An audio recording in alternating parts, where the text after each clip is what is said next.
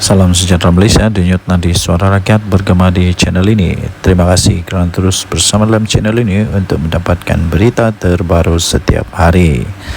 Sila tekan butang subscribe, like dan share. Malaysia kita punya, cintai Malaysiaku, kita jaga kita. Kita akan mulakan berita terbaru daripada channel ini. Tekan butang subscribe, like dan share. Salam sejahtera Malaysia. Masih lagi misteri sampai sekarang ya tuan-tuan dan puan-puan. Apa sebenarnya yang terjadi di antara PAS dengan Mat Sabu?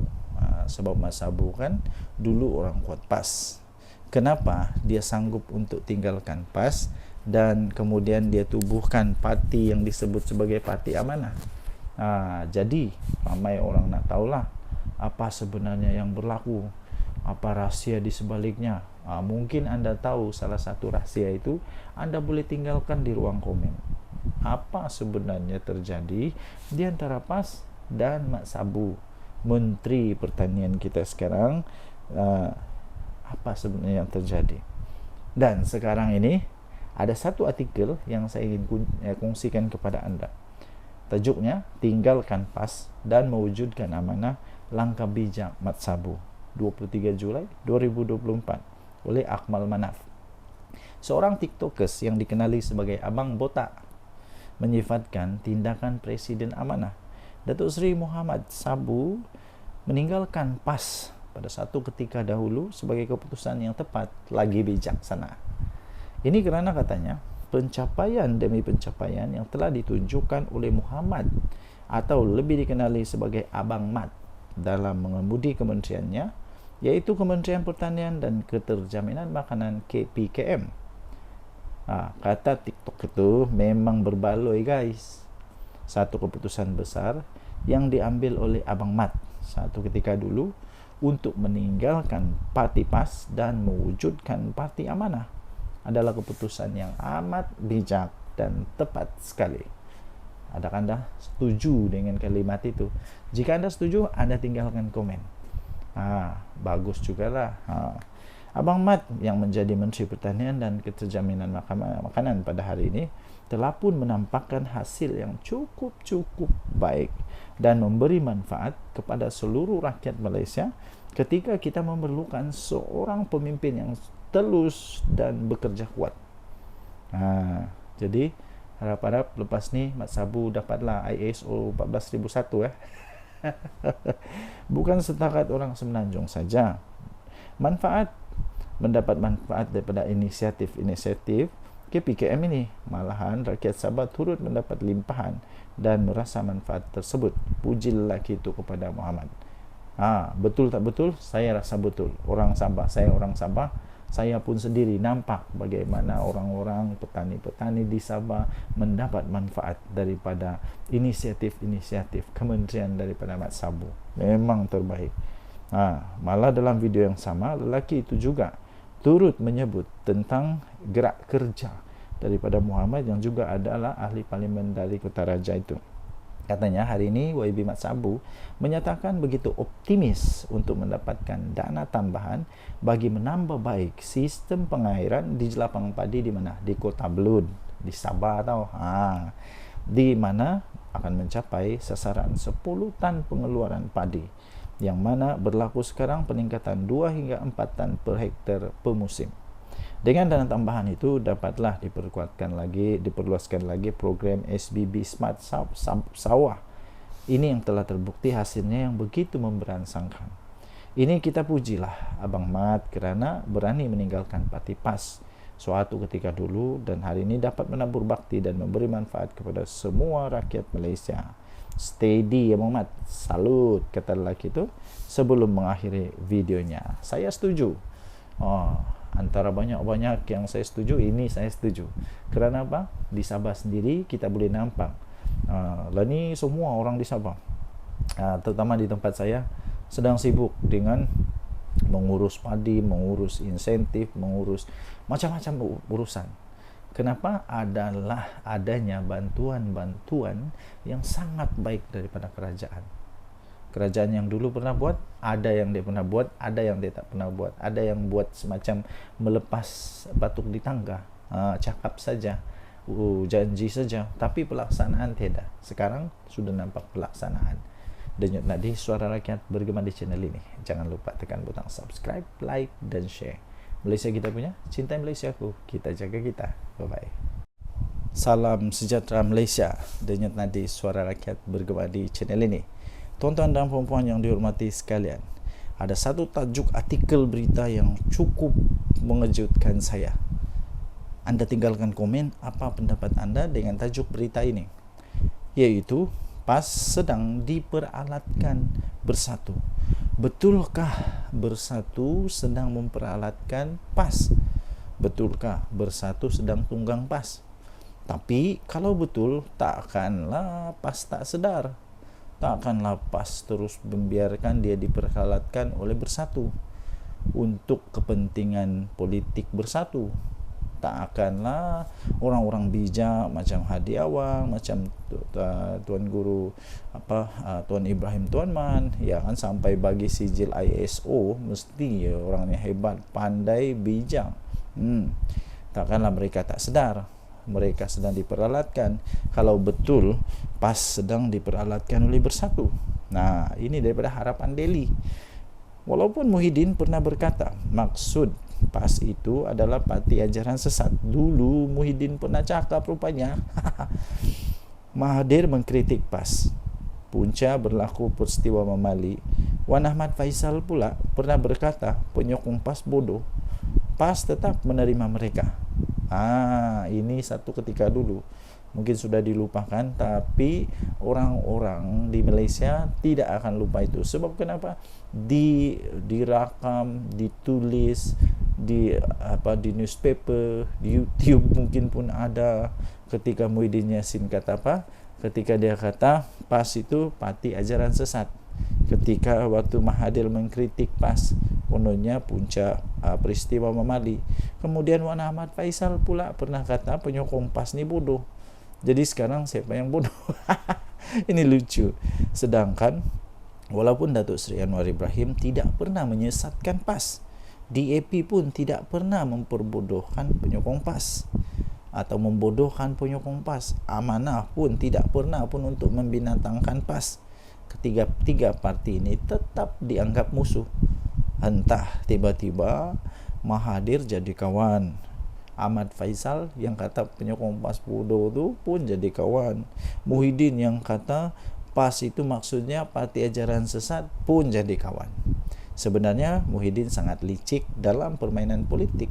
Muhyiddin menggunakan Tun Mahathir untuk menjatuhkan Tun Abdullah Badawi, sehingga Pak Lah menzahirkan duka cita sikap Muhyiddin itu dipentas terbuka. Kemudian Muhyiddin cuba menjatuhkan Najib, kononnya kes 1MDB.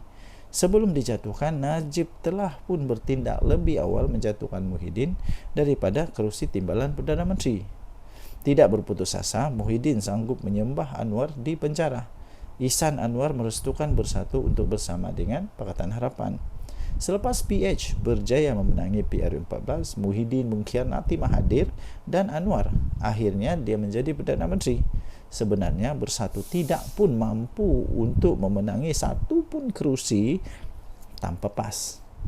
Jika tidak percaya, cubalah PAS ambil sikap lepas tangan untuk PR kanan kiri. Bersatu akan kena TKO, confirm plus guarantee. Ketika Muhyiddin menjadi Perdana Menteri, dia tidak lantik timbalan Perdana Menteri dari PAS. Malah Muhyiddin tidak pun mempercayai ulama PAS untuk memegang portfolio Menteri Agama. Mungkin Muhyiddin masih yakin kenyataannya bahawa PAS ini bermakna parti ajaran sesat. Tapi bila dah jadi kerajaan, bersatu pula yang banyak bolot jawatan penting dalam kabinet.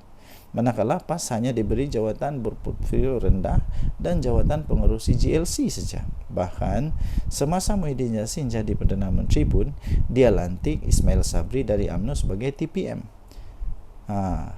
Sedangkan UMNO bukannya sebahagian daripada Perikatan Nasional. Mengapa tidak dilantik calon daripada PAS? Dan berbagai skandal mahkamah memimpin pemimpin-pemimpin daripada Bersatu, dari presiden hingga naib presiden mereka yang melibatkan anak dan menantu, dilihat PAS menjadi tukang cuci dosa-dosa tersebut. Saya tertarik dengan ulasan veteran daripada UMNO, Mustafa Yaakob. Yang bersatu, yang menyifatkan bersatu ini tidak mampu bertanding atas kekuatan sendiri, tetapi terpaksa menumpang kekuatan sekutunya, yaitu PAS. Bersatu terpaksa pula menggunakan logo PAS untuk bertanding di PRK Dun Nenggiri yang akan diadakan 17 Ogos ini. Bersatu tak berani menggunakan logo sendiri atau logo Perikatan Nasional di Nenggiri. Sebab mereka tahu pengundi PAS tidak akan mengundi calon bersatu. PAS dan PN hanyalah kuda tunggangan bersatu, di mana mereka digunakan untuk menggerakkan centra bagi pihak bersatu. Maklumlah, bersatu bukannya ada kekuatan centra pun. Nampak tak betapa hinanya kedudukan PAS dalam PN? Eloklah PAS tunggang agama, bersatu pun tunggang PAS, kata tulisan ini. Okey, jadi anda boleh baca ini di di harapandaily.com 23 Julai 2024, ditulis oleh Norman Radzwan. Tajuk dia, PAS sedang diperalatkan bersatu. Apa pendapat anda dengan tulisan ini? Apa pendapat anda dengan tulisan ini? Anda boleh tinggalkan komen. Denyut Nadir, Suara Rakyat, bergema di channel ini. Bye-bye. Salam sejahtera Malaysia. Denyut Nadir, Suara Rakyat, bergema di channel ini. Sejak sekian lama orang bertanya-tanya, betulkah UMNO akan keluar dari kerajaan ni? Betulkah kerajaan ini akan tumbang kalau UMNO keluar? Soalan itu pertama. Betulkah UMNO mau keluar dari kerajaan? Betulkah Zahid Hamidi akan bawa semua MP dia, semua menteri dia letak jawatan dan jadi pembangkang? Betulkah? Yang kedua ialah betulkah bahawa mereka akan letak jawatan semua menteri-menteri UMNO? Ingat, UMNO tidak kuat macam dulu ya. UMNO bukan macam dulu lagi. Pernah dulu, kalau anda masih ingat, saya pun masih ingat, waktu itu saya sudah cukup dewasa. Sekarang ni dah 40 lebih umur, jadi sudah cukup dewasa lah. Cukup dewasa. Waktu itu ada istilah begini. Waktu ketika UMNO masih kuat, ada istilah kata begini, apapun yang UMNO letak batu kah, letak kayu kah, letak apa sajalah diletak di mana-mana. Waktu masih kuat dulu tu, batu pun boleh menang, kayu pun boleh menang, tunggul kayu pun boleh menang. Kura-kura kalau letak jadi calon pun boleh menang dalam pilihan raya waktu itu.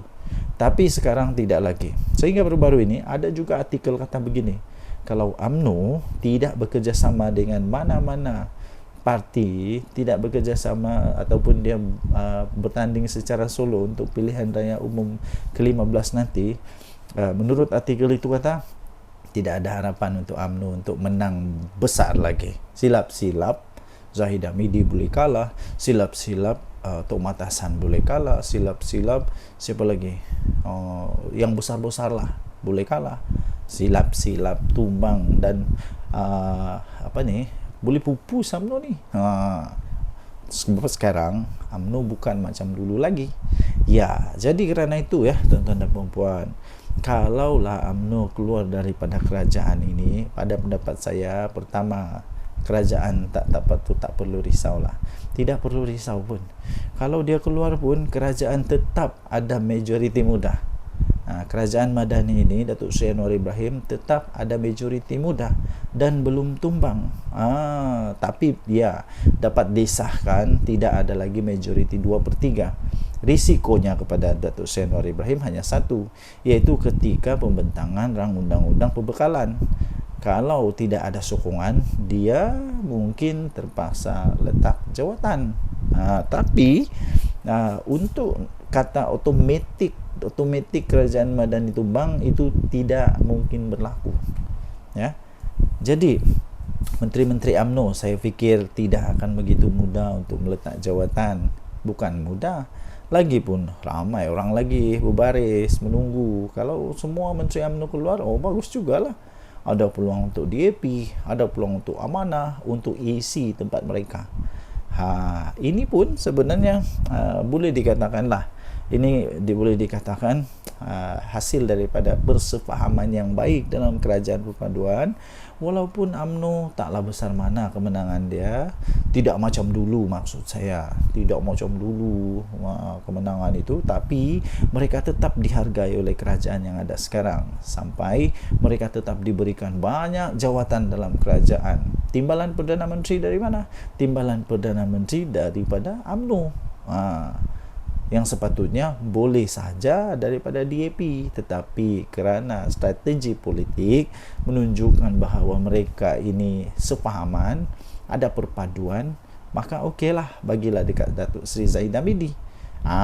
Jadi maksud kata begini, UMNO kena sentiasa ingat bahawa mereka ada sekarang ini menjadi kuat semula, bolehlah dikatakan semakin mengorak langkah untuk menjadi kuat, kerana mereka ada satu gabungan persefahaman politik dengan Pakatan Harapan, ya. Jadi hanya satu saja, hanya satu peluang untuk UMNO dapat menang, ialah dengan bekerjasama dengan Kerajaan Perpaduan, dengan Pakatan Harapan.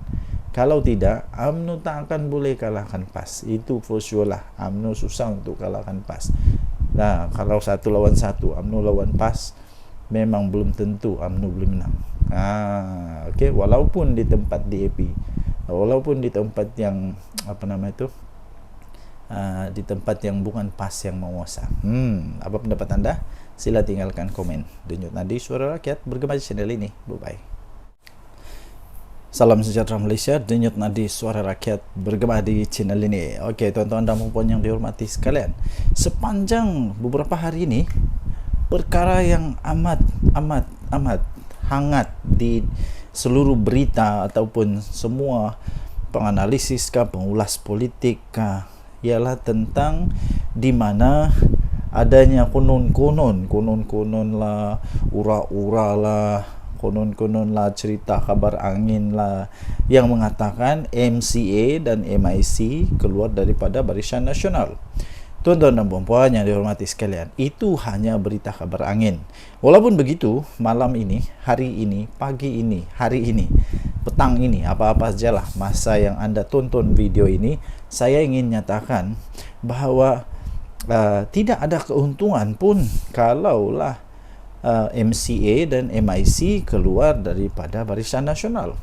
Apa keuntungan bagi mereka? Mungkin anda boleh berikan komen. Apa pendapat anda?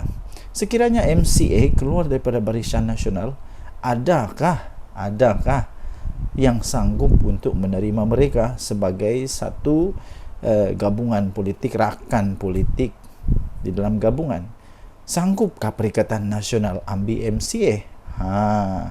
Sanggupkah Perikatan Nasional untuk ambil MIC? Dan apa kelebihan MCA dan MIC kalau keluar daripada kerajaan? Tidak ada sebenarnya. Jadi tidak ada apa-apa gunanya untuk Barisan Nasional, kerugiankah, keuntungankah kalau MCA dan MIC keluar daripada Barisan Nasional? Kerugian tidak pada UMNO, tidak juga kepada kerajaan ini, kerana MIC dan MCA mereka hanya ada berapa kerusi dalam parlimen. Tidak pun sampai 5 kerusi dalam parlimen. Hanya berapa saja, MIC berapa kerusi dalam parlimen.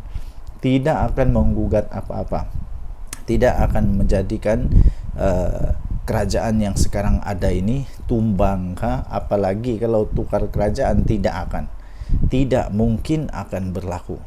Walaupun sebenarnya secara faktanya pun, andai kata Barisan Nasional semua keluar daripada kerajaan pun, kerajaan Madani ini tidak akan tumbang pun, tetap akan kekal menjadi kerajaan sekurang-kurangnya sampai pada PRU 16 nanti. Tuan-tuan dan puan yang dihormati sekalian, jika begitu, apa sebenarnya sebab untuk Barisan Nasional kehilangan MCA dan MIC? Tidak ada apa-apa sebab pun. Lainlah kalau kita cakap tentang UMNO, mungkin mereka kecewa tentang Najib Razak, mungkin mereka kecewa tentang banyak perkara-perkara yang mungkin saja. Tapi untuk MIC dan MCA tidak ada apa-apa isu pun yang mereka boleh timbulkan. Mereka malah perlu bersyukur, berterima kasih kepada kerajaan ini, kerana walaupun jumlah mereka yang sedikit macam tu pun, tapi tetap dianggap amat penting oleh kerajaan Madani ini. Jadi tuan-tuan dan puan yang dihormati sekalian, pada pendapat saya, pada pendapat ini pendapat saja ya, semua orang ada pendapat masing-masing. Anda boleh bantah, Anda boleh bangkang pendapat yang saya utarakan ini, terpulang kepada Anda. Sekiranya MIC dan MCA nak keluar, kalau pendapat saya, UMNO tak payah nak tergeh-geh pun, untuk pujuk MCA atau MIC ni. Biar pergi kat mereka lah. Mereka nak pergi bergabung dengan PAS kah, nak bergabung dengan Bersatu kah, terpulanglah. Mau buat pergabungan baru. Kalau sekarang ini ada Perikatan Nasional, mungkin selepas ini ada Perikatan Paling Nasional. Tak kisahlah. Yang penting pada pendapat saya, kalau mereka nak keluar, biar pergi kat mereka. Mungkin mereka suka untuk jadi pembangkang, dipersilakan. Tapi setakat ini semua itu hanya kabar angin. Dan kalau mereka keluar pun tiada apa-apa pun kerosakan kepada kerajaan ini. Jadi apa pendapat anda? Sila tinggalkan komen anda. Sekiranya MCA dan MIC mau keluar, apa pendapat anda?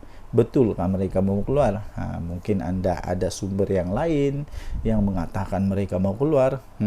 Tapi pada pendapat saya, tidak akanlah mereka keluar untuk setakat ini, kerana tidak ada apa-apa keuntungan pun.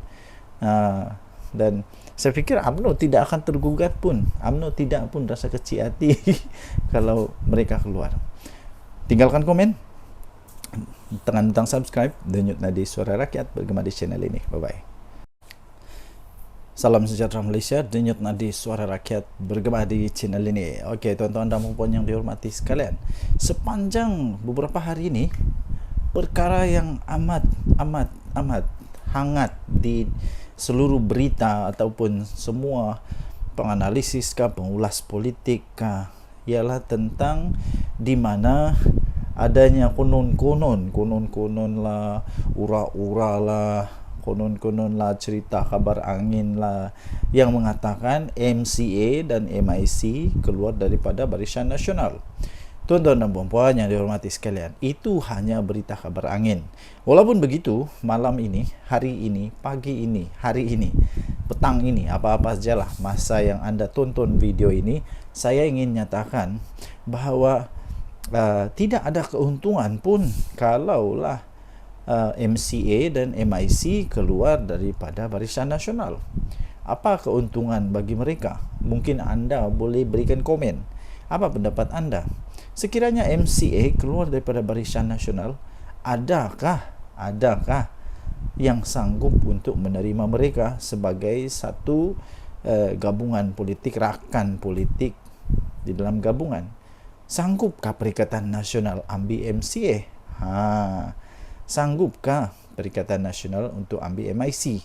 Dan apa kelebihan MCA dan MIC kalau keluar daripada kerajaan? Tidak ada sebenarnya. Jadi tidak ada apa-apa gunanya untuk Barisan Nasional, kerugiankah, keuntungankah kalau MCA dan MIC keluar daripada Barisan Nasional?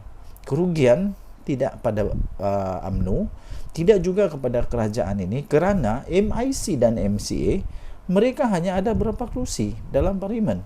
Tidak pun sampai 5 kerusi dalam parlimen. Hanya berapa saja, MIC berapa kerusi dalam parlimen. Tidak akan menggugat apa-apa, tidak akan menjadikan kerajaan yang sekarang ada ini tumbang apalagi kalau tukar kerajaan, tidak mungkin akan berlaku.